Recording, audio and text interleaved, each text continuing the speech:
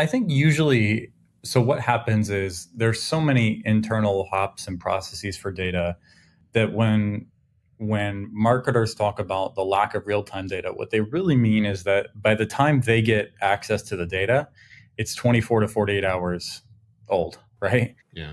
And that's for most use cases, right? You've missed the mark at that point. You've missed that moment to drive a valuable customer experience.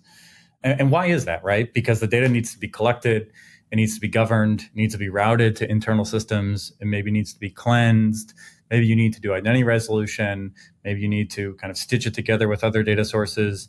Maybe there's some batch job that runs to dump the data into the warehouse, and then a view gets created, and then marketing is able to access it from there. And that whole process, historically, that's how data warehouses ran, right? It was like a 24-hour delay, a nightly batch process.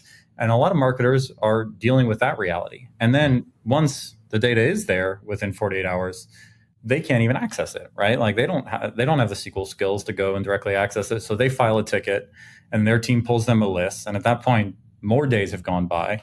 And the reality is when we talk to large enterprises, their latency is usually on the order of days to weeks by the time they're able to execute on kind of new campaign ideas with the data that's available, right? And that's completely insufficient, right? So I think that when marketers talk about real time, they don't always mean kind of millisecond latency. Really what they mean is more direct access to data as it's generated and the ability to do that themselves. Now, sometimes it does require, 200 milliseconds of latency because you're trying to drive, an in-person experience or a web experience.